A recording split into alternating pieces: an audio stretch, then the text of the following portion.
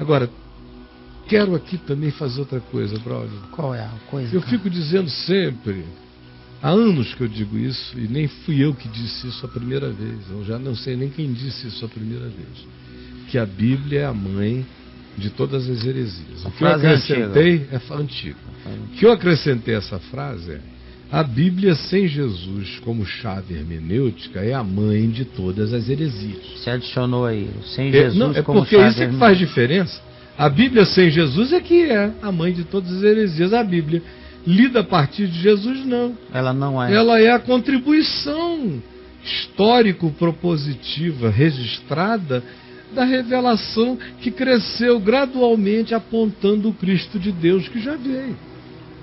E que justamente porque já veio, eu olho para trás a partir dele, que é a verdadeira luz que vindo ao mundo ilumina todo homem, toda a história, tudo.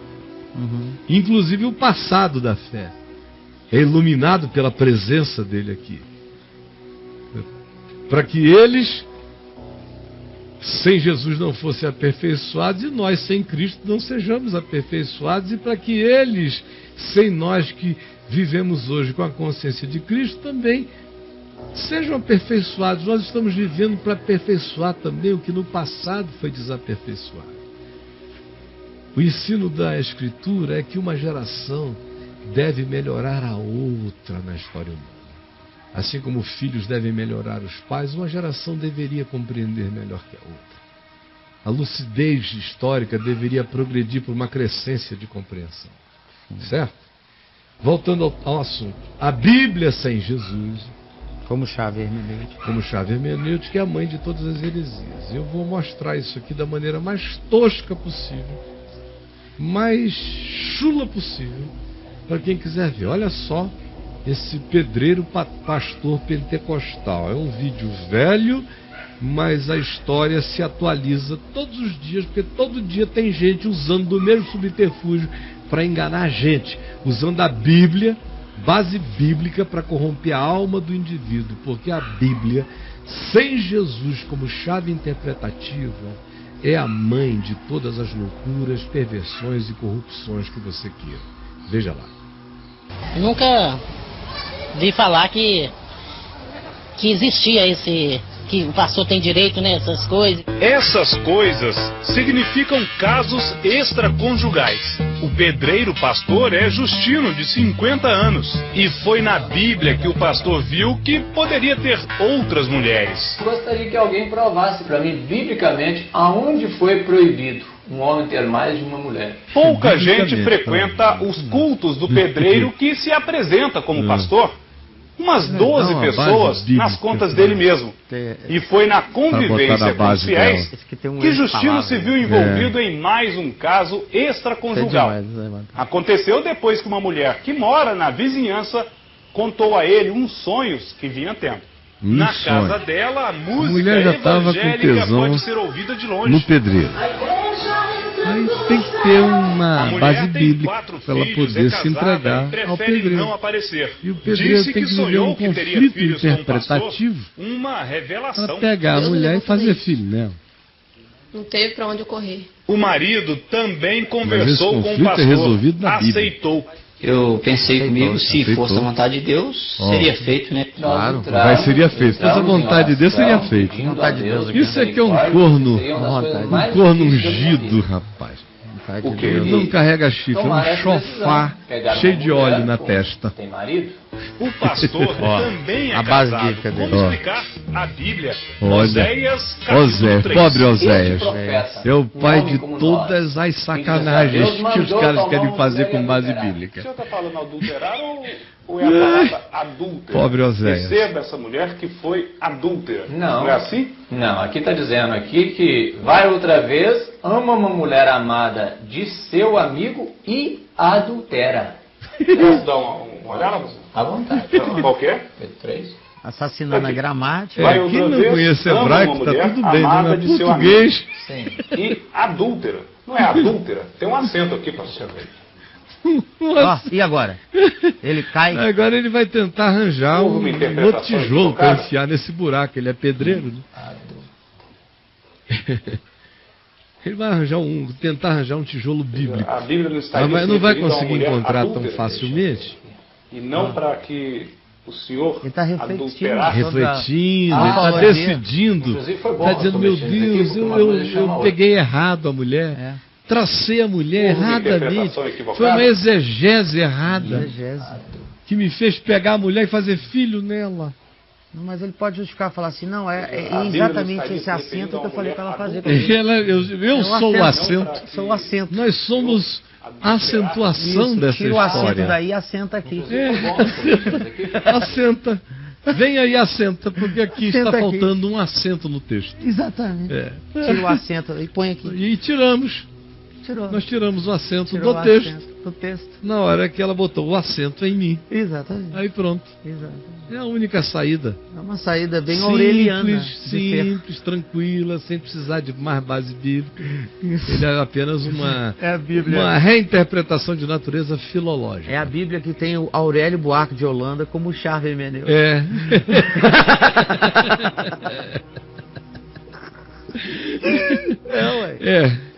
Eu queria que você me respondesse o seguinte, meu Qual que é a pergunta para isso, cara? A minha pergunta é a seguinte: o que você já fez com base bíblica dessa natureza? Até onde a sua base bíblica já levou você? Uma boa pergunta.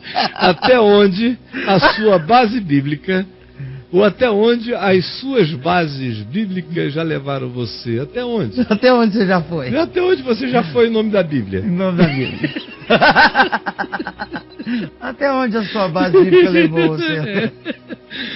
Bota aí, Judá. Qualquer pergunta dessas serve. Vai, Judá. Elas dizem a mesma coisa, né? Faz a pergunta, Judá. Mas qualquer uma. Com base bíblica. Mas tem que botar base bíblica da pergunta. Base bíblica. Já botaram, ó. Até onde as suas bases bíblicas já levaram você. Eu tô falando, é muito sério, gente. Tá pensando que é brincadeira? Não foi isso que Satanás propôs a Jesus lá no pináculo do templo? Não foi. O Satanás estava no Salmo 91. Bíblica. Base bíblica. Leia, Braulio. Base bíblica Salmo total. 91. Base bíblica. O diabo adora uma base bíblica. Ele chegou aqui, aos seus anjos dará ordens a teu respeito para que te guardem em todos os seus caminhos. Olha aqui, ó, verso 11 em diante. Ó. Verso 11. Isso que o Satanás falou para Jesus lá no alto monte. Ele lançou dá uma adoradinha. 91. Ele lançou 91 para Jesus. Dá uma adoradinha. Isso. Dá uma adoradinha de 4 para mim, só um segundo. Você tem base bíblica. Aí Jesus mandou embora. Aí chegou lá e disse para outro, ó, mas estás tão grande que, pensando bem, pula daqui abaixo, porque Deus vai mandar um séquito extraordinário para te proteger, e tem base bíblica, muita base bíblica. Uma das bases bíblicas mais inquestionáveis, o Salmo 91, que diz: porque aos seus anjos dará ordens a teu respeito. Teu respeito, olha como fica pessoal. Para que te guardem em todos os teus caminhos. Deus. Nada podia ser mais pessoal. Tudo pro cara, né? Pro cara, para você que é o filho de Deus. Eles te sustentarão nas suas mãos. Nas mãos deles, os anjos. Para não tropeçares. Não tropeçares. Alguma pedra. É pessoal demais. Pisarás você. Né? Aí o diabo não citou essa parte porque já ia cair na cabeça dele, né? Ele para aqui? Ele é o leão, a áspide. Ele parou antes. Ele sabe onde parar na base bíblica. O diabo foi até o 12 só. O diabo sabe aonde começar. Ele parou aqui. E aonde terminar. Ah, tá certo. Porque não atrapalha. Não atrapalha. Você tem que saber. Tem que ser pedacinho assim, pedacinho. Tem que ser o verso certo. Aí o verso certo, sem Jesus. Aí pronto. Quando a Bíblia é maior do que Jesus, meu querido, ferrou. Só quando Jesus é maior que a Bíblia é que organizou. Aí você pode ler tudo. Tudo. Você vai lendo e vai dizendo, não, isso aqui continua porque parece com Jesus. Não, isso aqui não continua porque não parece com Jesus. Por exemplo, olha aqui, ó, para aqueles policiais que ficam revoltados comigo quando eu digo, olha gente, João Batista falou aos policiais, contentem-se com seu soldo, não pratiquem violência. Quem com a espada fere, Jesus disse, com a espada será ferido. Vocês são autoridades para o bem, não para o mal. Os caras ficam chocados, porque eles são homens da Bíblia, do Velho Testamento. Sim. Olha só como é que um cara que queira uma base bíblica para odiar, o Salmo 137, por exemplo, dá uma base perfeita.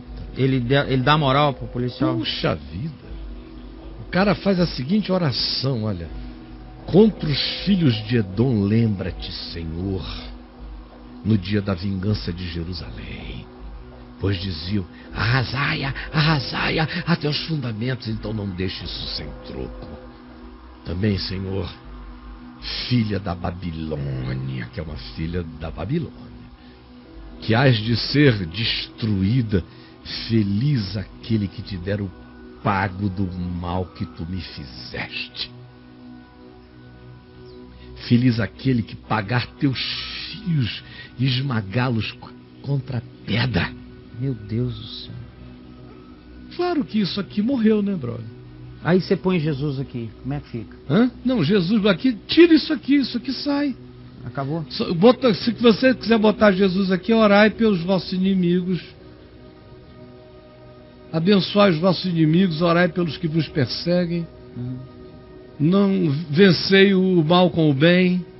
Se o teu inimigo tiver fome, dá-lhe de comer. Se tiver sede, dá-lhe de beber. Porque assim fazendo, tu amontoarás brasas vivas sobre as consciências deles, para que se arrependam. Olha aí. E assim, é outra história. Agora, está na Bíblia isso aqui, né? Mas não está em Cristo mais.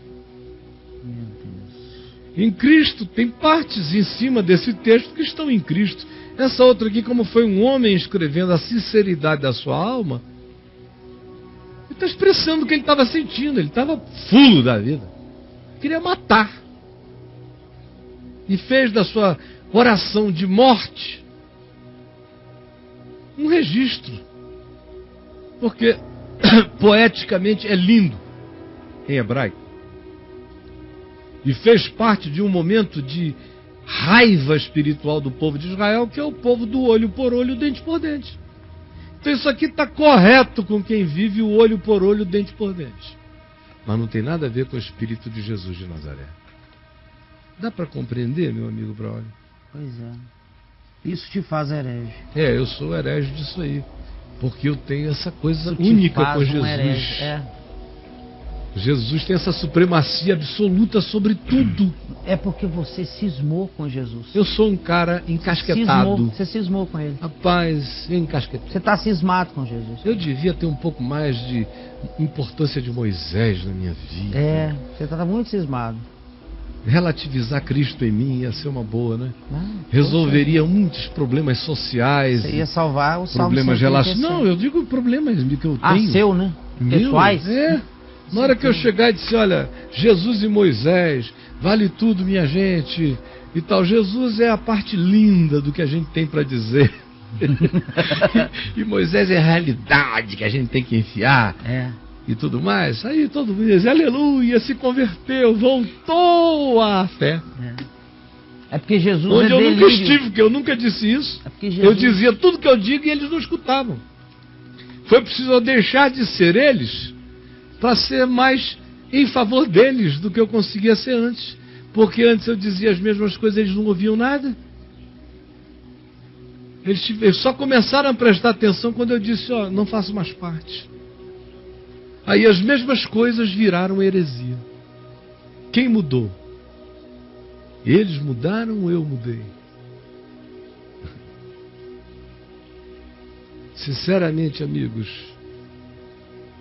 quem mudou? O que mudou? Mas eu quero saber até onde as suas bases bíblicas já levaram você na presente existência.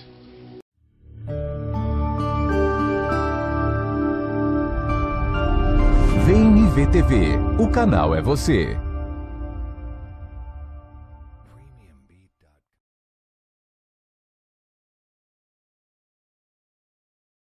E aí?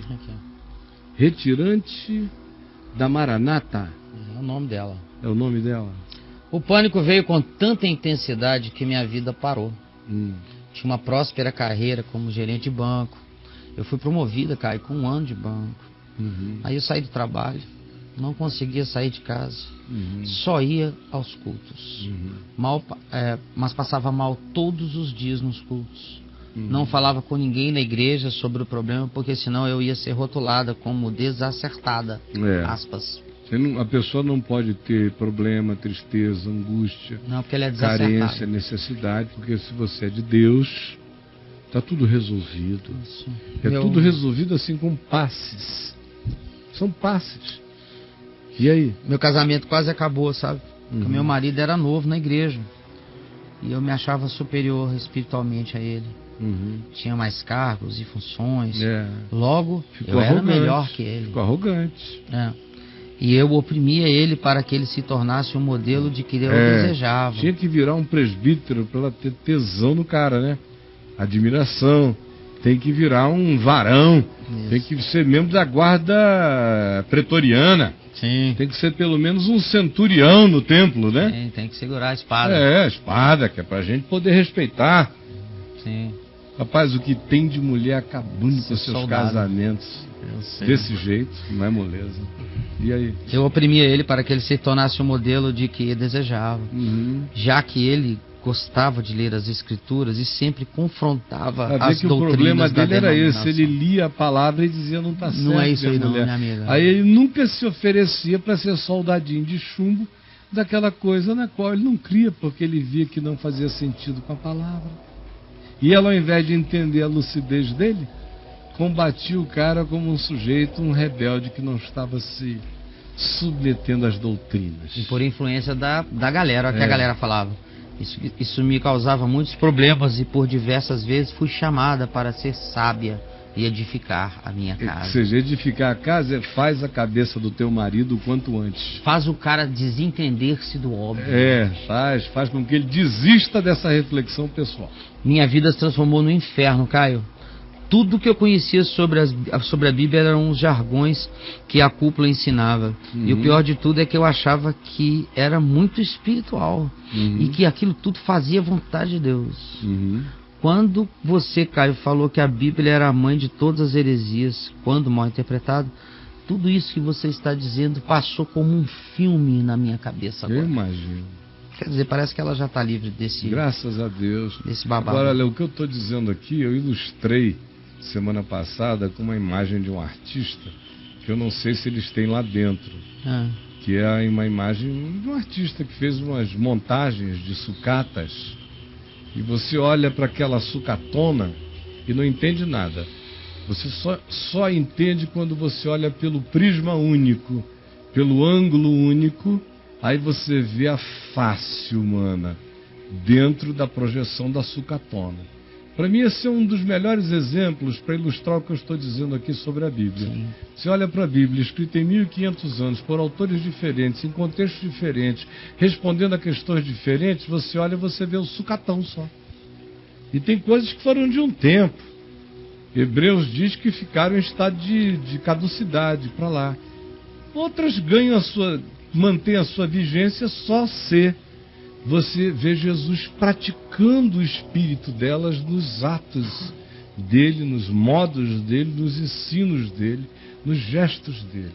Aí, quando você olha a partir do ângulo único que é Jesus, a Escritura se alinha. E ela faz sentido. E um monte de coisas que são apenas adereços da quinquilharia do passado ficam fora. E o que sobra é o que Deus quer que a gente veja. A glória de Deus na face de Cristo. É o que diz 2 Coríntios, capítulo 3, verso 18. No contexto antecedente, Paulo manda a gente deixar a lei da morte, a lei que gera para a morte, para a condenação, o ministério da morte de Moisés e da angústia. Paulo diz, morreu. Agora é Cristo, é o ministério da vida no Evangelho, em Jesus. E o objetivo de Deus é que todos nós encontremos a face de Cristo. E a maneira de eu encontrar a face de Cristo não só é conhecendo pela informação básica que eu tenho dele no Evangelho, por essa informação ele se forma em mim, por essa formação dele em mim, eu leio o todo da Escritura e o todo da vida, e o sucatão incoerente da Escritura, o Testamento Velho comparado com a Nova Aliança, o Salmo 137, que manda esmagar o filho do inimigo na penha, quando comparado com Mateus 5, em Jesus vira um sucatão. Vai ficando só o olhar de Cristo. Gente, como é que isso é tão difícil para vocês que dizem que Jesus é tudo? Não acolherem com simplicidade realidade tão óbvia quanto esta. E aí? Vamos lá. Vamos. Meu pai queimou um terno que ele emprestou pro sobrinho dele, meu primo, sabe? Uhum. Casou na igreja católica. Queimou o terno. Segundo ele, a virtude que tinha... Emprestou o terno pro primo, aí o primo foi casar na igreja e contaminou o terno. Contaminou. Não podia mais ir para a ceia do Senhor com um terno que vestiu um cara que recebeu uma aguinha benta na igreja católica. Pois é. E olha lá se não recebeu aguinha benta, porque os casamentos ainda não tem base bíblica. Básica. Quer saber? Qual? Abre aí em Judas, capítulo único em Judas, né? Tem base bíblica isso aí? Claro que tem. Aqui em Judas está dito: detestando até a roupa contaminada pela carne. O cara chega... Pegar essa frase aí... Pegar essa frase, que quer dizer algo profundamente mais amplo no seu significado, e faz disso algo para justificar a queima de um paletó. Queimou o terno. A vovó que não serve a Deus, ou não seja lá o que for, emprestei para um primo, já perdi, porque sabe lá onde ele foi depois da reunião, se ele foi com essa calça para o motel, se vestiu esse paletó sei lá onde. Aí fica essa coisa de detestando. O que o texto diz aqui, significando algo muito mais amplo.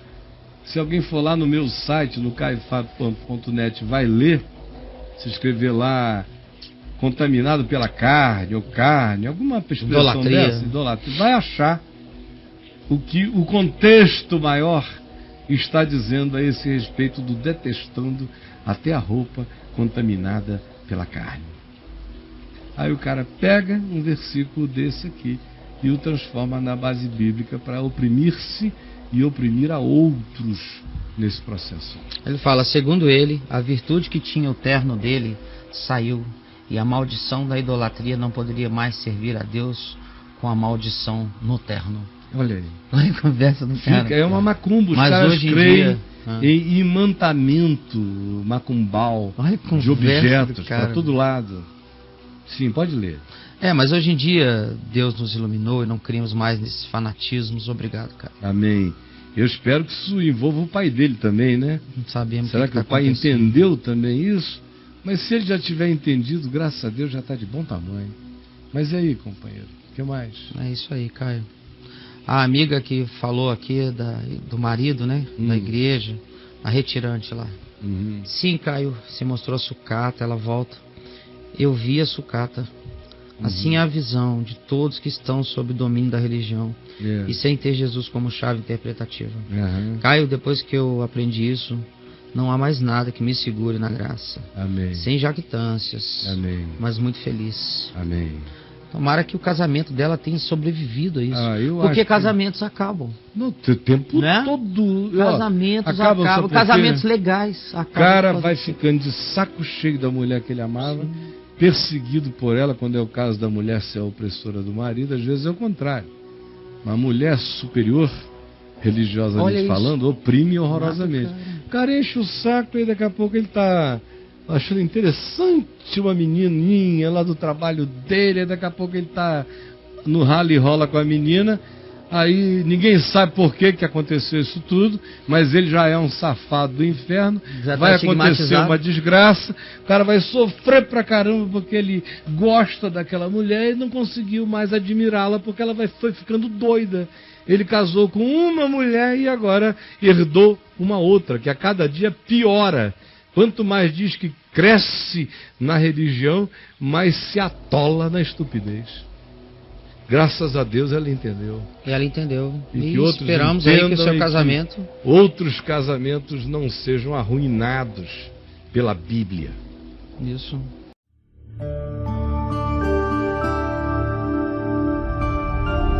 VNV TV, o canal é você.